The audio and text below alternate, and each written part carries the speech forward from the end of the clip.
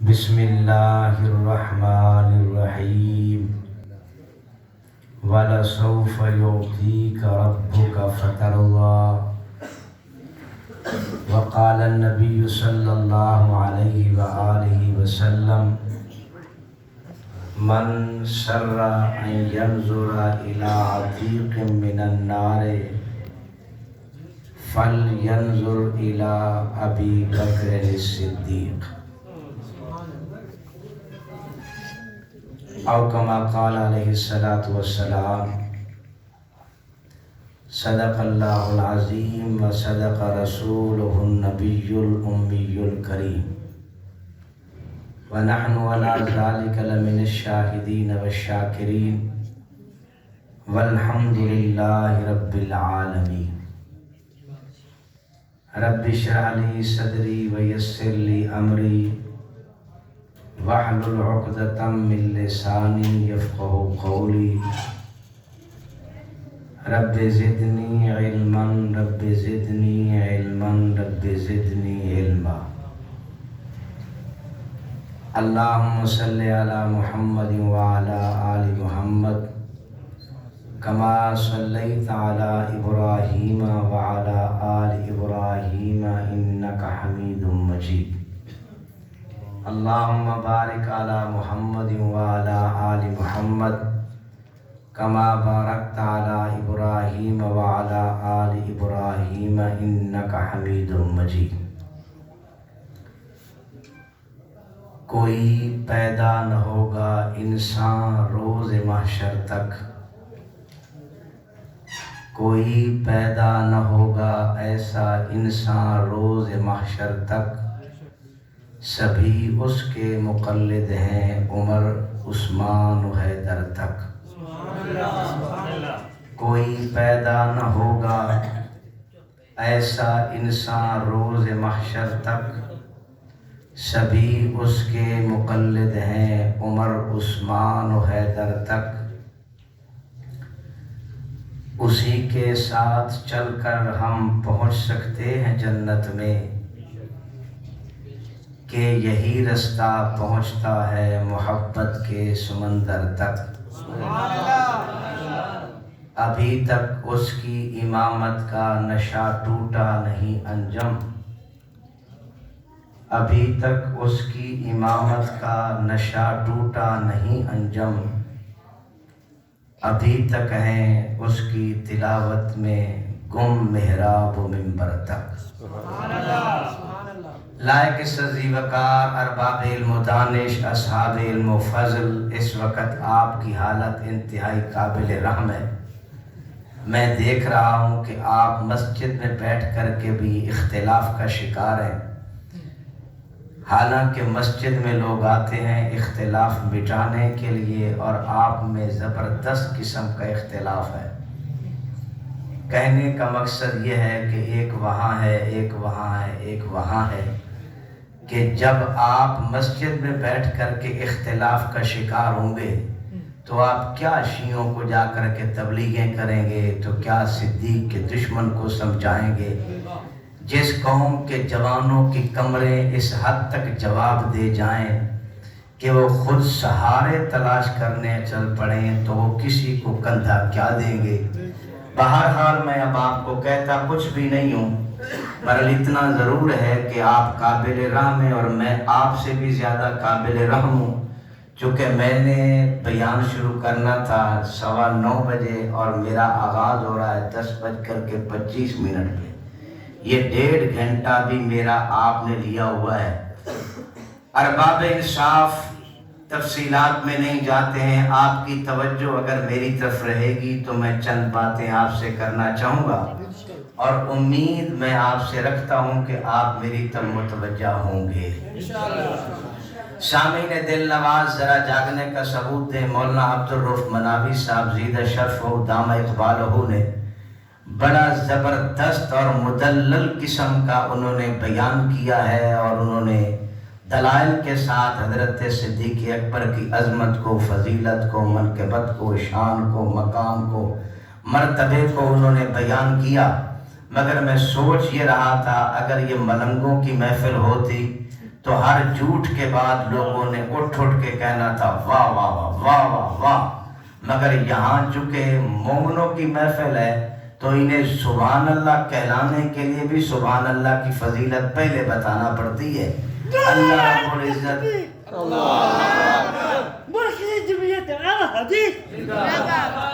ارباب انصاف، آپ حضرات پوری طرح میری تو متوجہ رہیں۔ آپ کچھ باتیں سمجھنا چاہیں گے، میں سمجھانا چاہوں گا۔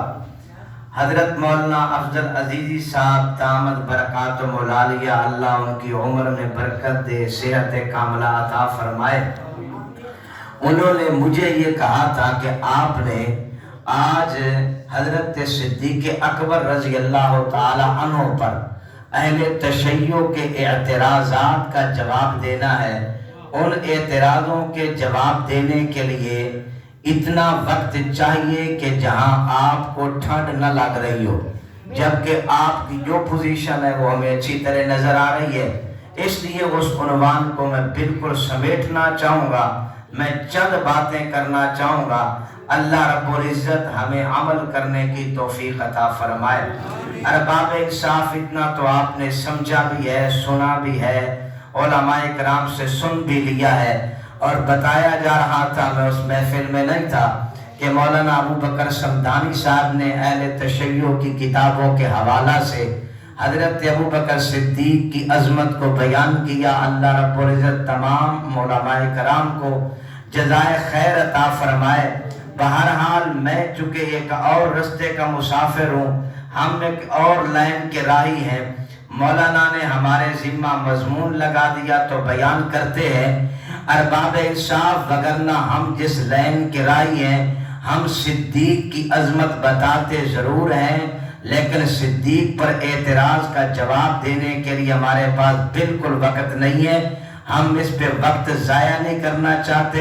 ہمیں حق نواز نے بتایا تھا کہ اب اعتراض کا جواب نہیں دینا ہے، اب اعتراض والے کو ٹھوک کے رکھنا ہے، اس لیے کہ بہت دور گزر گیا ہے، ہم نے اعتراضوں کے جوابات دیے۔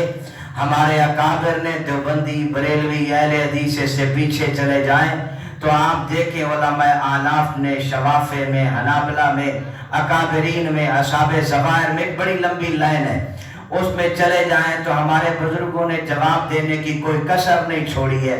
ان بیچاروں نے کتابیں لکھی، دلائل دیے، ایک ایک بات پہ ان نے 20 صفحات لگا دیے، لیکن حق نواز نے جب دیکھا کہ یہ دشمن دلائل نہیں جانتا ہے، یہ جوتے کو جانتا ہے، تو حق نواز نے کہا اب میں نہیں بتاؤں گا کہ صدیق کا ایمان کتنا ہے، اب تمہیں بتانا ہوگا کہ تم کس پوزیشن کے مالک ہو۔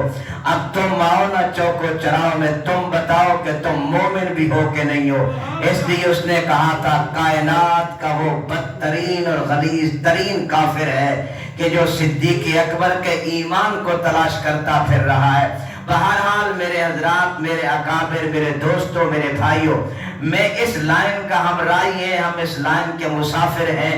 ہم نے قرآن، سنت، حدیث کی باتیں کی، اور جب دیکھا کہ یہ نہ قرآن سمجھتا ہے، نہ حدیث سمجھتا ہے، نہ صحابہ سمجھتا ہے، نہ اہل بیت کو سمجھتا ہے، تو پھر ایسے بندے کے ساتھ بات قرآن، حدیث، اجماع امت کی، صحابہ کی، اہل بیت کی وہ نہیں ہوتی ہے، اس کے ساتھ بات عقل کی جانی چاہیے۔ تو میں اس پہ 2 باتیں اور 2 اہم عنوان اٹھانا چاہوں گا، اور وہ 2 اہم عنوان ہیں جو صدیق اکبر کے دائیں بائیں گھومتے رہ جاتے ہیں۔ اس کے علاوہ اہل تشیع کے کسی اعتراض کی کوئی حیثیت نہیں رہتی ہے، اور ان کا کوئی حیثیت اور رخت ہی نہیں رہتی ہے۔ سب سے زیادہ ہماری پنجابی میں کہتے ہیں بھین جائیں کہ 2 ہی گلاں آ کے بچتی ہیں۔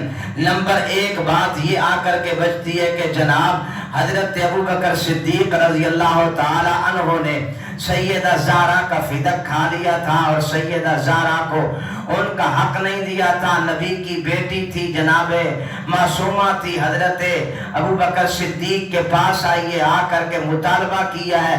ابو بکر صدیق نے سیدہ زہرا کو ان کا حق نہیں دیا، لہذا یہ آل رسول کا حق کھانے والے ہیں، غصب کرنے والے ہیں، ظلم کرنے والے ہیں۔ اور نمبر 2 اعتراض یہ کیا جاتا ہے کہ جناب ابو بکر صدیق رضی اللہ تعالی عنہ سقیفہ بنی سعدہ میں چلے گئے اور وہاں حضرت عمر رضی اللہ تعالی عنہ نے اور حضرت عبد الرحمن ابن عوف یہ دو ہی تو شخص ہیں کہ جنہوں نے ان کے ہاتھ کے اوپر بیعت کر لی تھی اور ڈنڈے کے زور پہ ساری خلافت چل گئی ہے.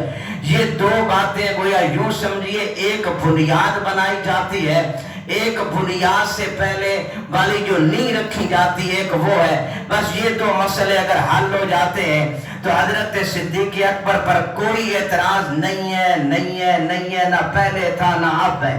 میں اس کی بات آگے وضاحت کروں گا انشاءاللہ العزیز. ہمارا اس وقت تک ہاضمہ مکمل ہی نہیں ہوتا ہے جب تک صدیق کے دشمن کی حیثیت بیان نہ ہو جائے. دلائل آپ نے سنے اور بڑے لمبے دلائل آپ نے سن اور سماعت کیے. ارباب انصاف بات یہ کی جاتی ہے کہ سیدہ زہرا رضی اللہ تعالی عنہا حق لینے کے لیے ابو بکر صدیق کے در مقدس تک آئی اور ان کو حق نہیں ملا. یاد رکھیے اور بات کو دل میں بٹھا کے جائیے, کائنات میں زمین کے اوپر نہ شیعوں کی نہ سنیوں کی نہ پہلوں کی نہ بعد کی, حتیٰ کہ کسی یہودی مورخ کی کتاب میں بھی یہ نہیں ہے کہ سیدہ زہرا حضرت ابو بکر صدیق کے دروازے پہ گئی ہو اور جا کر کے فدق کا مطالبہ کی ہو. کہیں ایسی بات نہیں ہے. حضرت سیدہ زہرا کا جانا ہی ثابت نہیں ہے, لیکن اتنا میں ضرور کہوں گا کہ کہیں گئی ضرور ہے, اور جہاں وہ گئی ہے وہاں کی بات پھر پہلے کر لینی چاہیے, وہاں سے انہیں حق ملا یا نہیں ملا. آئیے میں تمہیں دلائل کی دنیا میں لے کے جانا چاہوں گا. مولانا نے بات ابو داؤد کی تو آؤ پھر ابو داؤد میں چلے جاتے ہیں. مشکات شریف کے باب الفہ میں اس روایت کو نقل کیا ہے. حضرت سیدہ زہرا رضی اللہ تعالی عنہ نبی مکرم کے پاس آتی ہے اور روایت کرنے والے حضرت مغیرہ ہے, فرماتے ہیں رسول اللہ صلی اللہ علیہ وسلم کے پاس فدق تھا. کانت لہو فدقن, اللہ کے پیغمبر کے پاس فدق تھا اور یہ فدق کی آمدنی تھی. پیغمبر اس سے یتیموں کی کفالت کرتے ہیں. یہ پیغمبر کے پاس فدق تھا, پیغمبر مسکینوں کی کفالت کرتے ہیں. اللہ کے پیغمبر کے پاس یہ فدق تھا جہاں چھوٹے بچوں کی کفالت ہوتی ہے, اور اللہ کے پیغمبر کے پاس یہ فدق تھا قریش کی بیوگان عورتوں کے. اللہ کے پیغمبر نکاح کیا کرتے تھے. تو حضرت سیدہ زہرا اس پیغمبر کے پاس آتی ہیں اور اللہ کے پیغمبر کے پاس آ کر کے سوال کرتی ہیں یجعلہا لہا, کہ اے اللہ کے پیغمبر یہ فدق مجھے ہی دے دیجئے. فابا رسول اللہ صلی اللہ علیہ وسلم, اللہ کے پیغمبر نے انکار کر دیا. فکذالک فی حیات رسول اللہ صلی اللہ علیہ وسلم, اللہ کے پیغمبر کی زندگی میں یہ معاملہ اسی طریقے کے ساتھ رہا. اللہ کے پیغمبر صلی اللہ علیہ وسلم کے دربار میں سیدہ زہرا آئی ہے, ابو بکر صدیق کے دربار میں زہرا نہیں گئی ہے. حضرت ابو بکر صدیق کے پاس سیدہ کا زہرا کا جانا کائنات کی کسی کتاب میں ثابت نہیں, لیکن اتنا تو موجود, اتنا تو مل گیا کہ پیغمبر کے دربار میں سیدہ زہرا آئی ہے. حضرت سیدہ زہرا کا آنا کتب معتبرہ سے ثابت ہے. 10 اعلیٰ کا لفظ نہ ہو, ہم مجرم تب ہے یجعلہا لہا کے الفاظ سے سوال پیغمبر سے سیدہ زہرا نے کیا نہ ہو, ہم مجرم تب ہیں. اللہ کے پیغمبر کی حدیث میں ابا کا لفظ نہ ہو, ہم مجرم تب ہیں. پیغمبر کی زندگی میں سیدہ زہرا کو یہ باغ فدق دیا نہ گیا. ہم یہ بات بتانے سمجھانے کے لیے ہم دلائل کی دنیا میں بتاتے ہیں. تو میرے دوست میں پوچھنا چاہوں گا صدیق کے دشمن سے کہ جب پیغمبر کے پاس زہرا آئی تھی, معصومہ تو تب بھی تھی جب پیغمبر کے پاس آئی تھی, بیٹی تو تب بھی تھی جب پیغمبر کے پاس آئی تھی, آ کر کے سوال بھی کیا تھا. اب میں تجھ سے پوچھنا چاہوں گا اگر پیغمبر نے انکار کیا ہے تو اب پیغمبر پہ تم کیا کھو گے؟ پیغمبر نے انکار کر دیا, اب تمہارا فتویٰ کہاں لگے گا؟ جب پیغمبر نے انکار کر دیا اب تمہاری زبان کیا کھلے گی؟ صدیق اکبر پہ تمہاری کتے جیسی زبانیں نکل کے آ جاتی ہیں, پیغمبر پہ بات آتی ہے تو اب دشمن چپ پہ بیٹھا ہوا ہے کہ چونکہ بات پیغمبر کی ہے, اگر بات کرتا ہے میں کفر کی بات کروں گا. اب کائنات میں دیوبندی بریلوی اہل حدیث کو, اپنے کو پرائے کو, بگانے کو, ملک کو, چودھری کو, خان کو, سیاسی کو, عامی کو, نوابی کو, خانی کو, ہر ایک کو پتہ چل جائے گا کہ یہ تو صدیق کا دشمن ہی نہیں ہے, یہ تو پیغمبر کا بھی دشمن ہے. اس لیے زبان کو روک لیتا ہے اور آگے چلنا نہیں چاہتا. پھر میں کلیئر کر کے بیٹھتا ہوں کہ تمہیں نہیں پتا چلا, یہ پتا مجھے چل گیا ہے, تجھے علم نہیں ہے.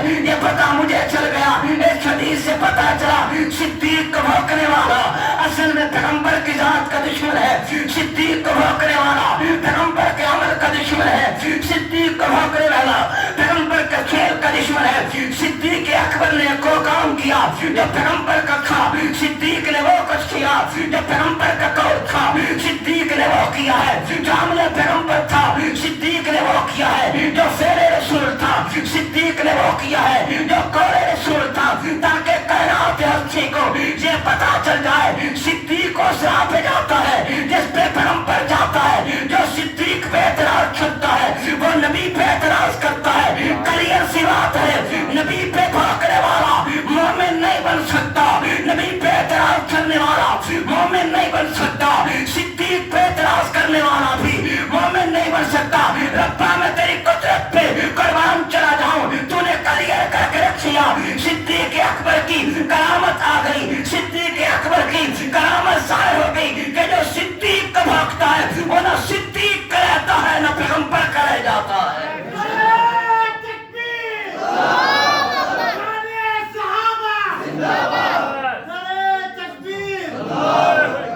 یہ بات جب یہ کی جاتی ہے تو احباب انصاف سوچ کے جانا کہ حضرت صدیق اکبر کے دربار میں تو سیدہ زہرا کا جانا ہی ثابت نہیں ہے، نبی کے دربار میں تو سیدہ زہرا گئی ہے نا، تو وہاں پیغمبر نے پھر انکار کیوں کر دیا تھا؟ آپ پھر تھوڑا سا تجھے آگے لے کے جانا چاہتا ہوں۔ احباب انصاف میں دشمن سے پوچھنا چاہوں گا، اس بات کا اعتراض کا دوسرا جواب میرے پاس یہ ہے، کتاب تیری ہے، حوالہ میں دیتا ہوں، پڑھ کے جا تو دیکھ لینا۔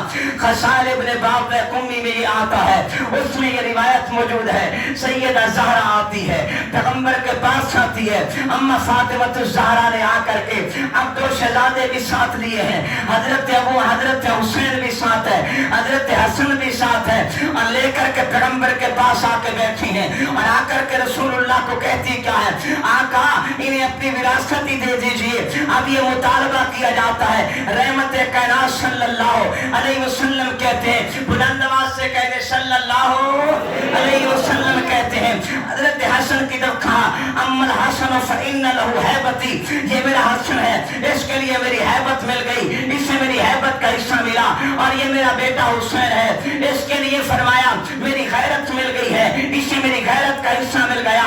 اب پیغمبر کے پاس آئی کون ہے؟ جسے سیدہ زہرا کہتے ہیں۔ میں ایک جملہ کہنا چاہوں گا اپنے اس دشمن کو سمجھانے کے لیے کہ حضرت سیدہ فاطمہ الزہرا آئی، میرا عقیدہ یہ ہے عظمت بلند و بالا ہے سیدہ زہرا کی، لیکن معصوم کا دروازہ پیغمبر پہ بند ہے، اور تیرے عقیدے کے مطابق سیدہ زہرا معصومہ ہے، اور حضرت حسین بھی ساتھ ہے، وہ حسین بھی معصوم ہے تیرے عقیدے میں، حضرت حسن بھی ساتھ ہے، وہ بھی معصوم ہے تیرے عقیدے میں۔ اب پیغمبر کے قدموں میں ایک معصومہ نہیں، تین معصوم بیٹھے ہیں۔ اب پیغمبر کے پاس ایک معصومہ نہیں ہے بلکہ سلاسہ معصوم بیٹھے ہیں۔ انہوں نے آ کر کے پیغمبر سے کہا وراثت وراثت، یہ جملہ تمہاری کتب میں نہ ہو، ہم مجرم تب ہے، یہ تمہارا جملہ تمہاری کتابوں میں نہ ملے، ہم مجرم تب ہے، وراثت کی بات نہ ہو، ہم مجرم تب ہے۔ لیکن جب بات سوال آتی ہے کہ وراثت کا مطالبہ کیا جاتا ہے، مطالبہ کرنے والا کون ہے؟ سیدہ زہرا کو جسے کہتے ہیں، اور مطالبہ کیا کس کے لیے جاتا ہے؟ ایک حسن ہے اور ایک حسین ہے۔ میں کہا کرتا ہوں، میں دنیا تصور کی بات کرنا چاہوں گا کہ جناب سیدہ زہرا لے کے آئی تھی، اور آ کر کے اس نے حسین بٹھائے کہ پیغمبر کی محبت موجزن ہو جائے گی، پیغمبر کی رحمت موجزن ہو جائے گی، تو پیغمبر دو عالم وراثت کا حصہ دے جائیں گے۔ لیکن نبی مکرم نے درہم کی بات نہیں کی ہے، نبی مکرم نے دینار کی بات نہیں کی ہے، پیغمبر دو عالم نے خدر کی بات نہیں کی ہے، پیغمبر دو عالم نے خیبر کی بات نہیں کی ہے، پیغمبر دو عالم نے کسی زمین کی بات نہیں کی ہے، پیغمبر دو عالم نے کسی پراپرٹی کی بات نہیں کی، بلکہ فرمایا کیا یہ میری غیرت کا حصہ دار ہے، یہ میری ہیبت کا حصہ دار ہے، میرے روب کا حصہ میرے حسن کے لیے ہے، میری غیرت کا حصہ میرے حسین کے لیے ہے، یہ میرا بیٹا ہے، اسے روب پیغمبر ملے گا، یہ میرا بیٹا ہے، اسے غیرت پیغمبر ملے گی۔ رسول نے یہ کہہ کر کے یہ کلیئر کہہ دیا ہے، اور سیدہ زہرا کو سمجھا دیا نہیں بیٹا، میں وراثت تیرے تقسیم تقسیم کرتا ہوں، میں زمین کی وراثت نہیں دیتا، میں وراثت دیتا ہوں تو میں زمینوں کی نہیں دیتا، میں باغوں کی نہیں دیتا، میں درہم کی نہیں دیتا، میں دینار کی نہیں دیتا۔ میری وراثت وہ ہے جو مرنے کے بعد بھی نہیں جاتی ہے۔ زمین کی وراثت ہے، آخر مٹ جائے گی، دولت کی وراثت ہے، آخر مٹ جائے گی، ثروت کی وراثت ہے، آخر مٹ جائے گی، باغوں کی وراثت ہے، آخر مٹ جائے گی۔ اور جس وراثت کا حصہ میں نے حسن کے لیے کہا ہے، جس وراثت کا حصہ میں نے حسین کے لیے کہا ہے، قیامت آ جائے گی، یہ وراثت ختم نہیں ہوگی۔ لوگ حسین کا تذکرہ کر کے یہ کہیں گے بڑا بہادر ہے، اس لیے کا حصہ پیغمبر کی غیرت کھلے گیا۔ حضرت حسین کو دیکھ کے کہے گے بڑا بارود ہے، اس لیے کہ یہ حصہ پیغمبر کی حیبت کرے گیا۔ سارا دربار میں آئے، پیغمبر ادوالم تھے، اب اعتراض نہیں بنتا۔ سارا دربار میں آئے، رسول اللہ پہ اعتراض نہیں بنتا۔ سارا آتی ہے، حسن کو لے کے آتی ہے، حسین کو لے کے آتی ہے، نہیں بنتا، نہیں بنتا، نہیں بنتا، نہیں بنتا اعتراض۔ سیدہ زہرا پہ پیغمبر نے سمجھایا ہے یہ میری زندگی کا عمل ہے، قول ہے، فعل ہے، دیکھتے چلے جاؤ۔ ابو بکر صدیق نے بھی مسئلہ سمجھا دیا کہ جو کچھ پیغمبر نے کیا تھا اب میں بھی وہی کروں گا، جو پیغمبر نے کہا تھا وہی میں کروں گا۔ حضرت ابو بکر صدیق نے کہا جیسے طریقے سے پیغمبر نے کیا تھا میں وہی کروں گا، میں کریئر کہنا چاہوں گا۔ اب تو بول اطاعت پیغمبر کھلائے گا، اب تو بول نقطہ پیغمبر کھلائے گا، اب تو بول تیری انگلی پیغمبر پہ اٹھے گی۔ اگر تو اسے مسئلہ نہیں حل ہوتا میرے سٹیج پہ آ، میرے علماء کے پاس آ، میرے اکابر کے پاس آ، تو یہ سمجھائے گے کہ پیغمبر کا عمل ہے وہ بھی بے مثال ہے، صدیق کا عمل ہے تو وہ بھی بے مثال ہے۔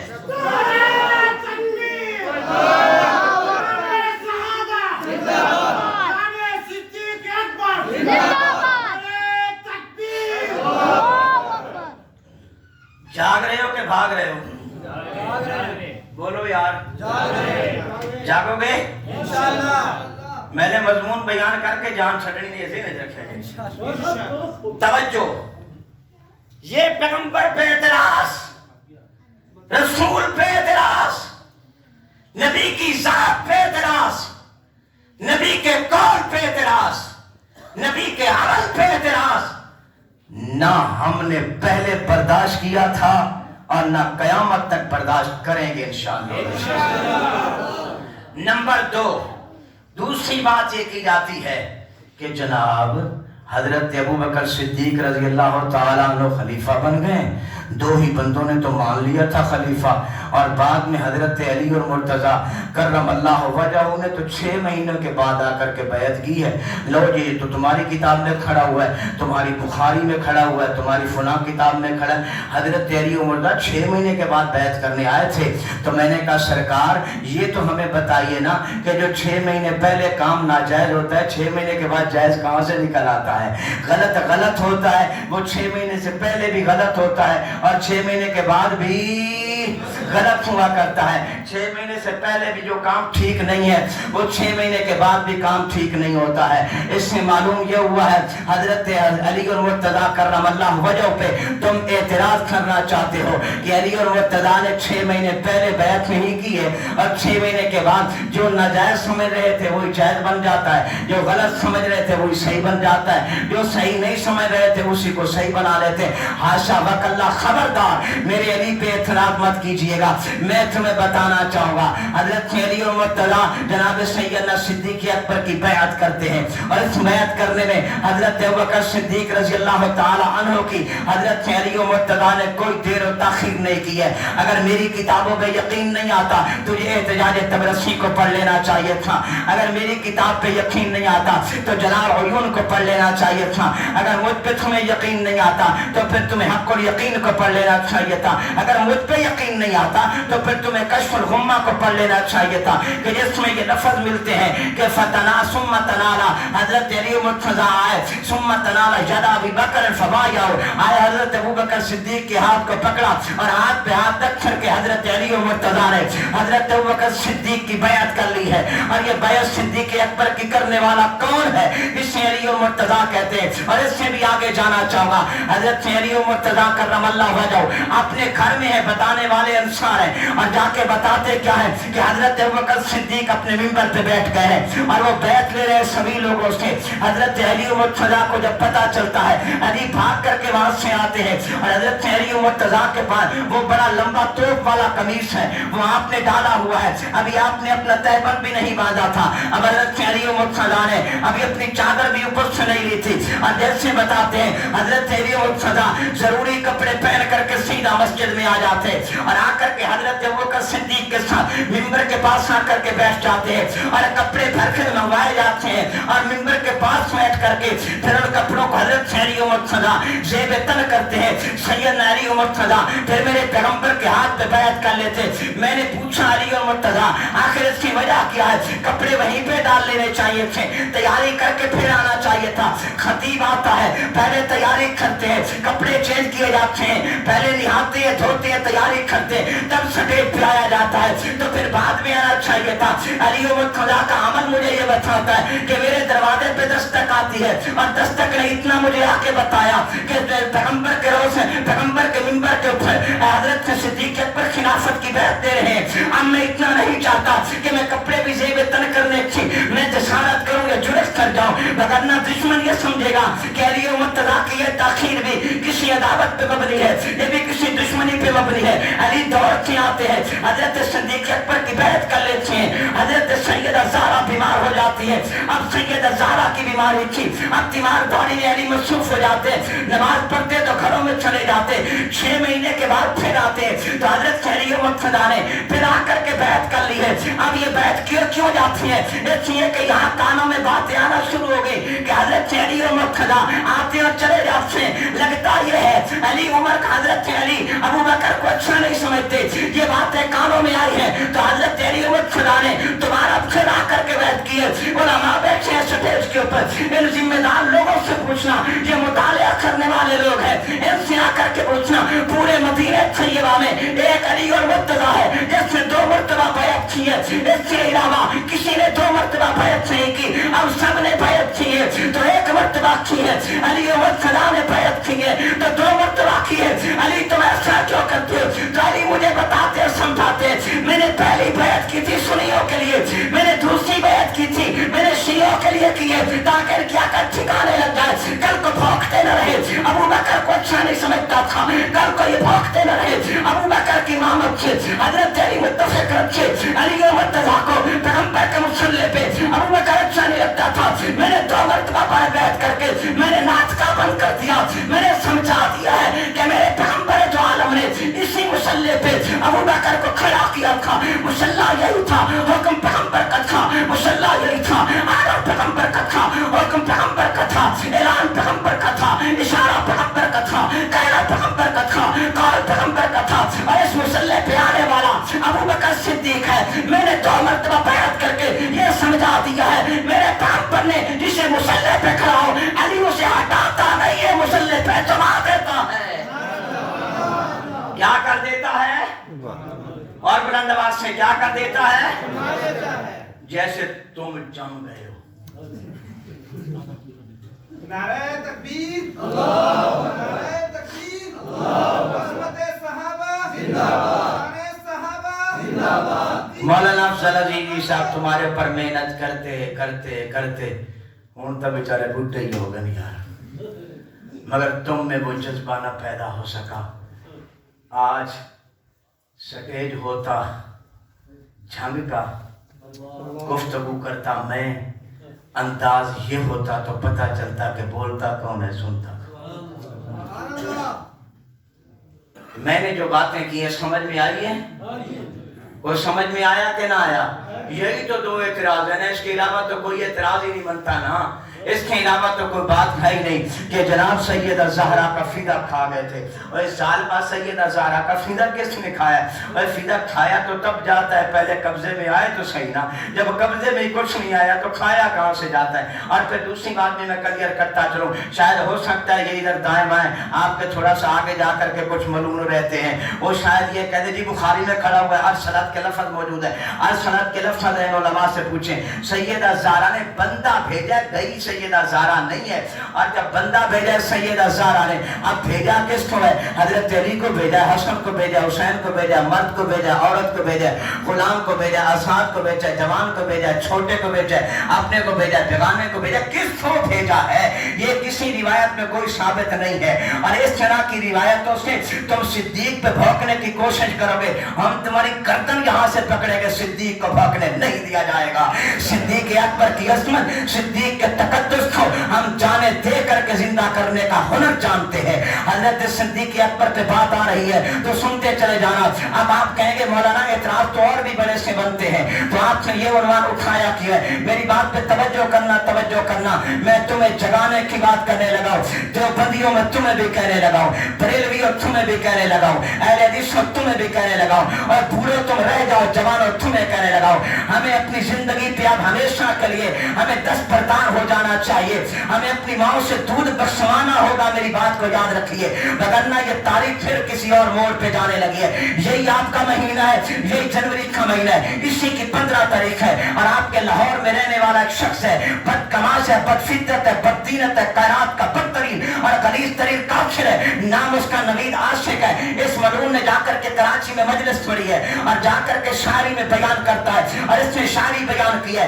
इसकी शायरी को सुनने वाले जो सामने बैठे दाद भी देते हैं और साथ के साथ कहते भी हैं कि हजरत ज़ारा के दुश्मन पे लानत बेशुमार, और जो सफेदों पे बैठे ये भी बड़े बड़े यहूदी बैठे हुए, और ये उसे वाह वाह कहते चले जाते। इसने जाकर के सैयदा ज़ारा पे वो फिदक करा, जाकर के उस वाक़े की जाकर के इसने गमाजी की है, उसका जाकर के नक्शा खींचा। अगर तुम जागते हो तो मैं कुछ कहना चाहूंगा, खुदा की कसम मैं अपने रब को गवाह कह के कहना चाहूंगा, अगर मुझे इजाजत न होती तेरे अकीदे को बचाने के लिए तो मैं कभी इसे बयान न करता।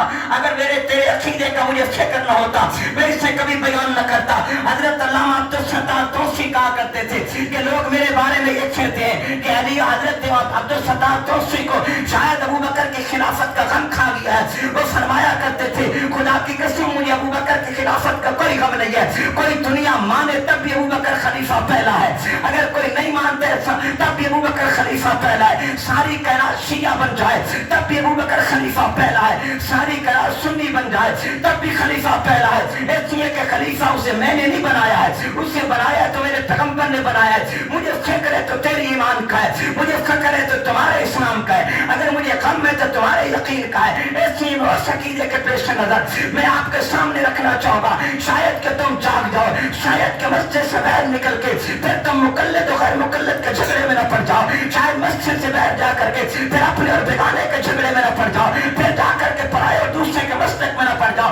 खुदा की कसम मेरा कोई मसलक नहीं, मेरा मस्तक हुब्बे सिद्दीक़ अकबर है, मेरा मसलक है दिफाए सिद्दीक़ अकबर, मेरा मसलक है दिफाए खत्म नबुव्वत, मेरा मसलक है दिफाए सहाबा, मेरा ईमान है हजरत सहाबा इकराम का दिखा करना, ये मसलक है। इस मसलक पे बात करे अगर कोई अहले हदीस है मेरे सर का ताज है, कोई देवबंदी बात करे मेरे सर का ताज है, कोई अहले हदीस बात करे मेरे सर का ताज है।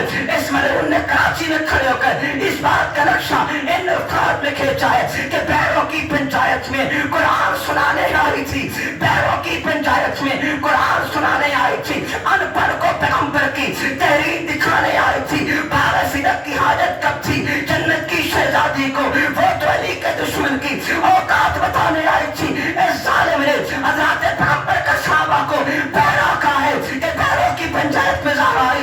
इस जालिम ने अबू बकर सिद्दीक को अनपढ़ भी कहा है, इसने अबू बकर सिद्दीक की औकात बताने की बात की है। ये औकात बताने की बात करने वाला ये आम आदमी नहीं है, आपके लाहौर में अच्छा है, फिर अपने बापों में, अपने पात्रियों में, अपने यहूदियों में खड़े होकर इस बात का इज़हार करते, ये वादा करते चले जाते।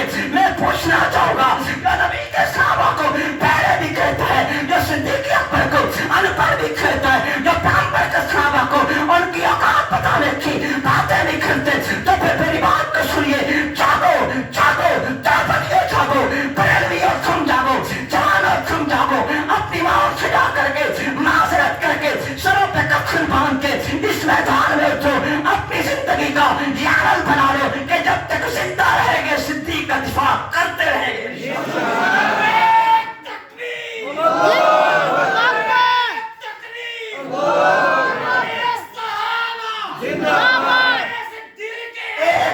تھا کہ کبھی حق نواز یہ کھڑے ہو کر دلائل دیا کرتا تھا کہ بات فلاں کتاب میں ہے، بات فلاں کتاب میں ہے، فلاں جگہ یہ لکھا گیا، فلاں صفحہ یہ ہے۔ اب بات صفوں سے نکل کے اب موبائلوں پہ آ چکی ہے۔ اس وقت شاید افسر عزیزی حوالہ پیش کرتے تو کوئی یہ کہہ دیتے ہوں گے کہ مولوی اپنی طرف سے مارتا ہے۔ اب تو نیٹ کی دنیا میں سب کچھ کلیئر ہے۔ اس نے جا کے کہا اور جملے سنیے، پیغمبر کے صحابہ کو بہرا کہا ہے، صدیق اکبر کو ان پڑھ کہا ہے، اور صدیق اکبر کے لیے کہا ہے کہ اس سے اس کی اوقات یاد دلانے سیدہ زہرا آئی تھی۔ میرے دوست سنو میری بات کو، تم صدیق اکبر کی اوقات یاد دلوانے کی باتیں کرتے ہو، ہم تمہیں تمہاری ماں کا چھٹی کا دودھ یاد دلا دیں گے انشاءاللہ۔ اگر تم میں یہ جرأت نہیں تو پھر میں یہ کلیئر کہنا چاہوں گا۔ اسی منبر پہ میں نے پچھلے موقع پہ صدیق اکبر کی بات کی، ایک مضمون کو دھورا چھوڑا، اسی کا ایک حصہ بھی بیان کیا جاتا ہوں کہ اسی عنوان پہ کہ تم اوقات یاد دلاتے ہو۔ ہم اتنا جانتے ہیں کہ تمہاری اوقات کیا ہے۔ میں اپنی بات نہیں کرتا، میں دلائل کی دنیا کی بات کروں گا۔ آؤ جا کر کے رسائل ابن عابدین کی پہلی جلد کا آخری رسالہ یہ جا کر کے دیکھیے، جس میں انہوں نے باقاعدہ ایک رسالہ اور کتاب لکھ دی ہے کہ پیغمبر کے صحابہ کو بھونکنے والے کی حیثیت کیا ہوتی ہے۔ علامہ ابن عابدین شامی نے کئی حوالے پیش کی ہیں، ان میں ایک جگہ انہوں نے یہ حوالہ پیش کیا ہے کہ پیغمبر کے شیخین کو، عثمان و علی کو بھونکنے والا وہ وہی حیثیت رکھتا ہے جو پیغمبر کو بھونکنے والے کی حیثیت ہوتی ہے۔ ایک جگہ انہوں نے حوالہ یہ جا کر پیش کیا ہے کہ جو حضرات شیخین پہ لعنت کرتا ہے اس بندے کے کفر میں کوئی شک نہیں ہے۔ ایک جگہ جا کر کے اتنے تک لکھ دیا ہے وَقَدْ قَطَعَ طَائِفَةٌ مِنَ الْفُقَهَاءِ، فقہا کی ایک جماعت نے یہ کلیئر بتایا ہے کہ جو نبی کے صحابہ پہ سب کرتا ہے ایسے بندے کی گردن اڑا دی جائے گی، لِأَنَّهُمْ زَنَادِقَةٌ، اس لیے کہ یہ زندیق ہے۔ اس رسالے کے ایک صفحے پہ کہا کہ صدیق کو بھونکنے والا کبھی مومن نہیں بن سکتا ہے، حضرت عمر کو بھونکنے والا کبھی مومن نہیں بن سکتا ہے، حضرت عثمان کو بھونکنے والا یہ کبھی مومن نہیں بن سکتا ہے، حضرت علی کو بھونکنے والا یہ کبھی مومن نہیں بن سکتا۔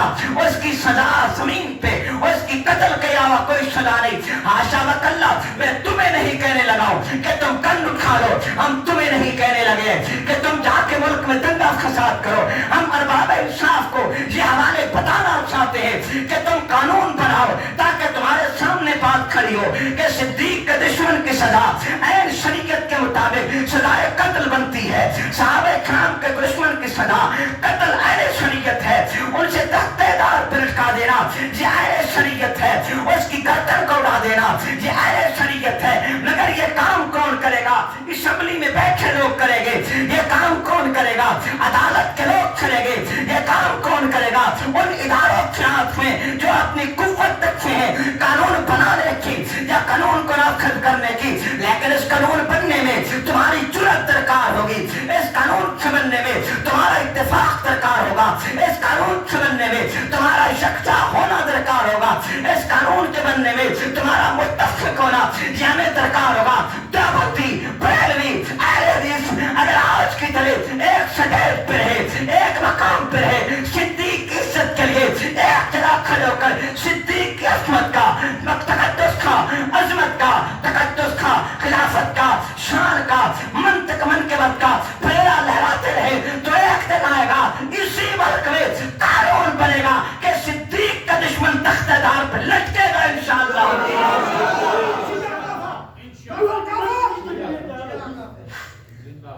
متفق رہو گے؟ بولا یار متفق رہو گے؟ 22 جمادی الثانی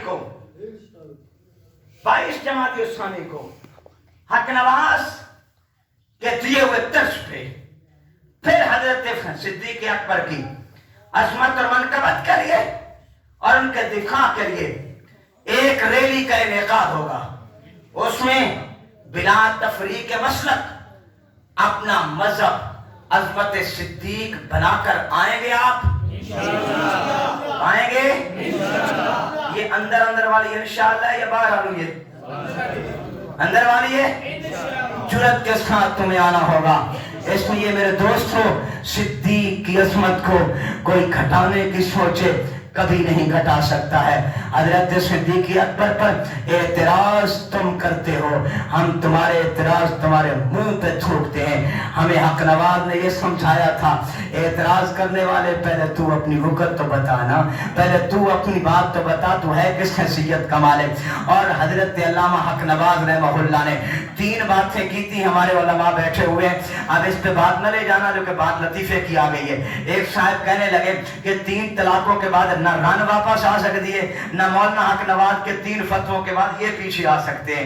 इतनी ऐसा ठोक के रखा है अल्लामा हक नवाज ने कि वापसी का रास्ता ही नहीं छोड़ा है। तो हजरत अल्लामा हक नवाज ने जो कहा था, खुदा की कसम हम सोचते थे, हम तो पहले भी कहते थे हक नवाज ने सच कहा था, तुम ही लोग कहते थे हक नवाज ने फिरका वारियत की है, तुम ही लोग ये कहते थे हक नवाज ने जोश में बात की है। ईमान से बताओ, जो मैंने अभी आपको हवाला पेश किया है 15 जनवरी का पेश किया है, 2022 का पेश किया है, लाहौर के मलाउन का पेश किया है, और ऑन द रिकॉर्ड नेट पे उसकी मजलिस मौजूद है, आप जाकर के उसे सुन लीजिए।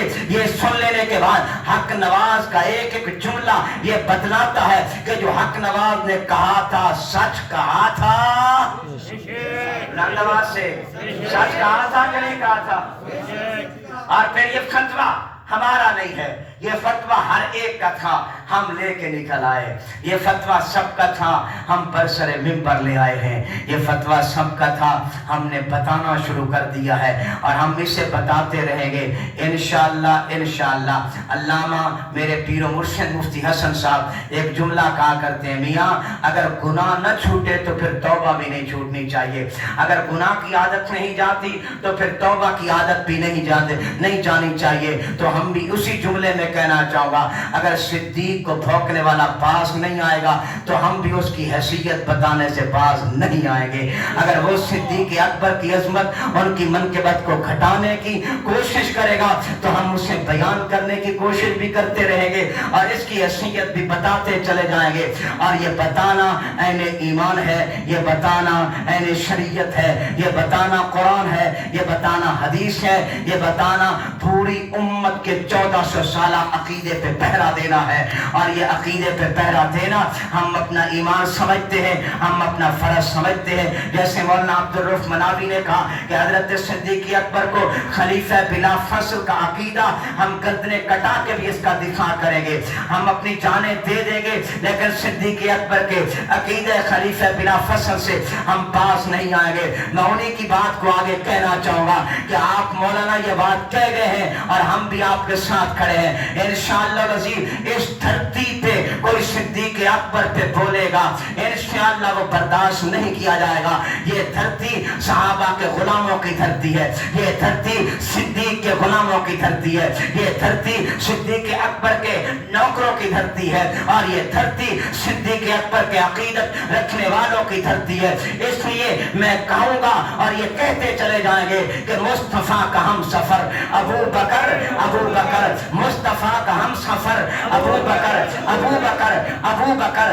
बकर सिद्दीक तेरी इस्मत को लाखों सलाम, सिद्दीक तेरी शान को लाखों सलाम। सिद्दीक के दुश्मन पे लानत है, सहाबा के दुश्मन पे लानत है, आले बैत के दुश्मन पे लानत है, सिद्दीक अकबर के दुश्मन पे लानत है, ज़हरा के दुश्मन पे लानत है, हसनैन के दुश्मन पे लानत है, अली के दुश्मन पे लानत है, उस्मान के दुश्मन पे लानत है। अगर ये आप सबका अकीदत है तो फिर बुलंद आवाज से कह दे, सिद्दीक अकबर के दुश्मन पर,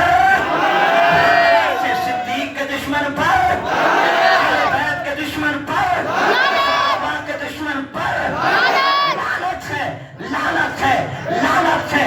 इसलिए जब हम ये कहते वाह सहाबा वाह, वहां ये भी कहते ओए सहाबा के दुश्मन जा जा जा, दफा हो जा, हम न तेरा चेहरा देखना चाहते हैं न तेरी बात सुनना चाहते हैं।